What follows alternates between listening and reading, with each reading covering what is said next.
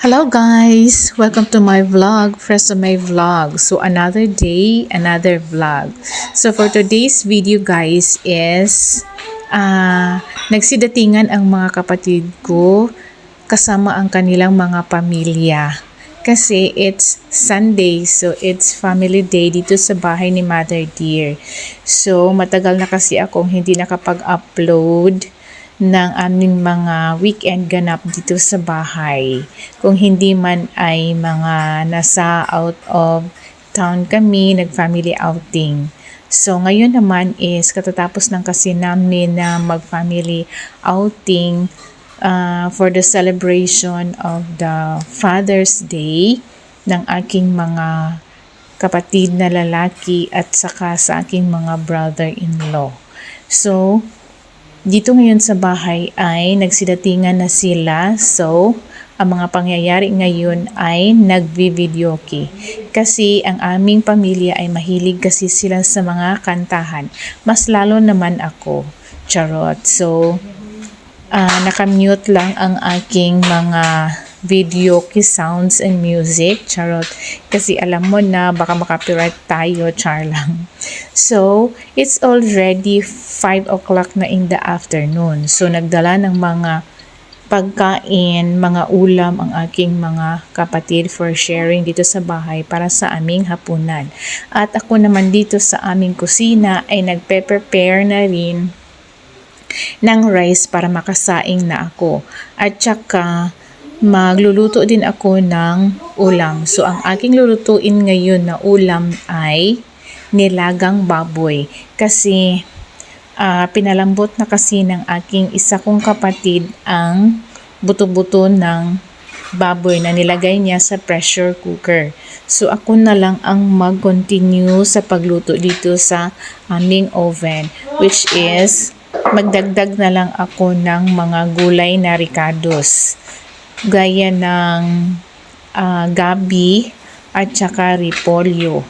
So, habang ako ay nagpe-prepare ng rice dito sa aming rice cooker, ay nakatambay na doon sa aming oven ang buto-buto ng baboy para kumulo at saka lagyan ko na rin siya ng mga ricados mamaya. So, isa rin yan sa aking i-prepare ngayong hapon kasi para at least naman ay maaga kaming matapos sa aming hapagkainan kasi pumapatak na naman ang ulan. Parang on and off kasi ang ulan dito sa amin. So mahirap na.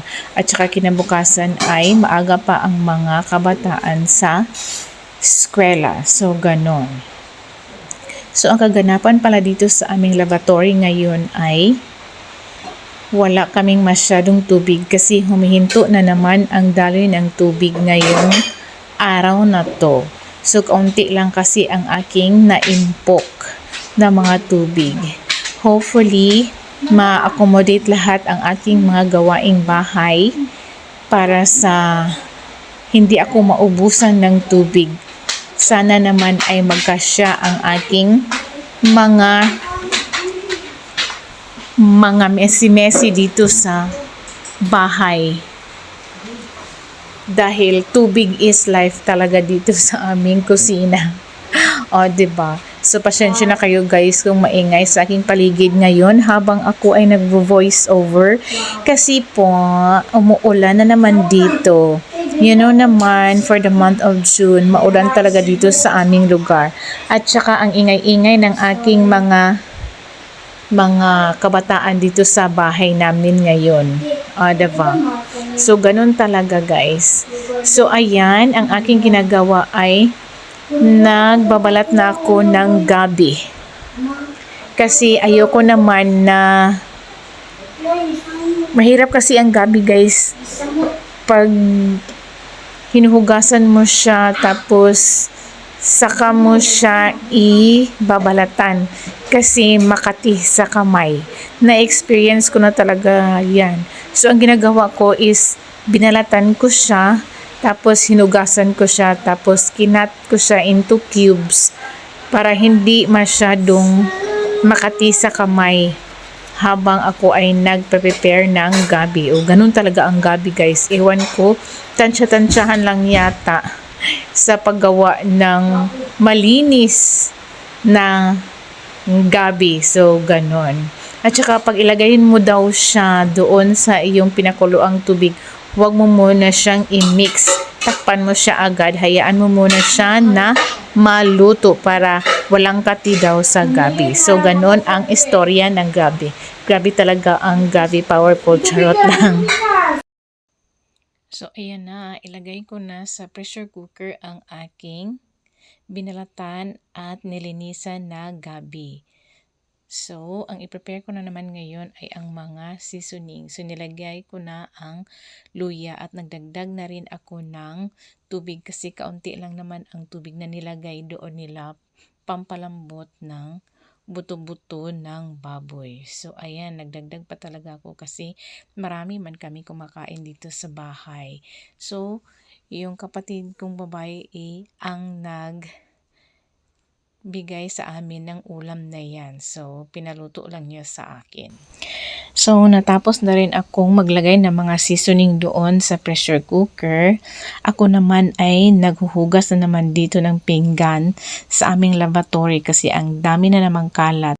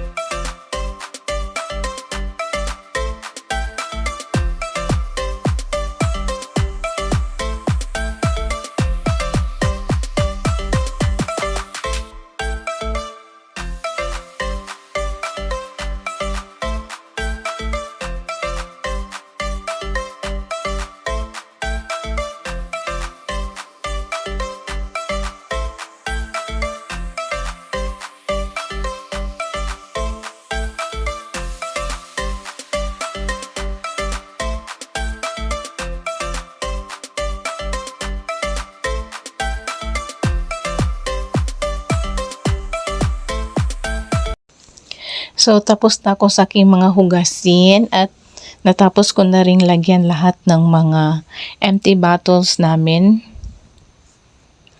So, ayan. Naluto na kasi ang gabi. So, dito na naman tayo sa lamesa. So, ayan na. Nakaprepare na ang chunk na tuna. Ako kasi ang nag-chop into cubes. At saka ang aking pinsan ang nagpe-prepare ng mga ricados. So habang iba naman ay kanyang-kanyang trip dito sa sala at sa kwarto. O, diba? At saka dito naman sa terrace, nagchukchak Chinese yan sila, charot lang. Habang nagtatagay, char lang. So, balik na tayo dito sa aking nilagang buto-buto ng baboy. So, tinimplahan ko na siya ng asin at saka Ajinomoto. At nilagay ko na rin ang repolyo para kaunting kembot na lang ay maluluto na yan at saka ready to serve na rin yan para sa aming hapunan later. So, pasensya talaga guys, hindi ko na naipakita sa inyo ang output ng aking nilagang buto-buto na baboy. Kasi nakalimutan ko man charot, nakalimutan kong mag-video at saka ang aking phone ay full storage na talaga. Kailangan ko nang mag-delete ng iba kong mga video and pictures sa aking cellphone kasi cellphone lang kasi ang gamit ko sa paggawa ng mga video compilation. So, ayan. So, by the way, balik tayo dito sa mga kaganapan dito sa mesa. So, busy na silang lahat kasi luto na kasi ang buto-buto ng baboy na nilaga. So, ako naman dyan ay nagkanta-kanta, nag-videoke muna ako. Kumanta muna ako ng isang kanta kasi naaaliw man ako sa kanila na habang nag-videoke sila at ako naman ay busy doon sa kusina. So, nagkanta talaga ako ng one song, charot. So, ayan. Busy ang iba sa mesa kasi nagtutulungan ang mga pamangkin ko. Yung ibang pamangkin ko ay nagprepare ng mga pinggan doon sa kusina at yung iba naman ay bumibili ng soft drink. So, ayan. Tapos, sinabihan pa nila ako na saan daw ang mga pinggan namin kasi itinago ko man yung mga pinggan doon sa aming cabinet. Kasi hindi ko lahat nilabas ang mga kitchen utensils namin para hindi siya mabasag kasi mahirap na talaga, no? Madaling maubos lalo na yung mga baso and everything, char lang. So, ganun talaga. Yung iba kong pamangkin ay nakipag-buli-buli pa sa pinsan kong makukulit. So, ayan. So, ready na in a while ang aming hapunan dito sa bahay ni Mother Dear. Pero si Mother Dear ay hindi pa dumating kasi nandun pa siya sa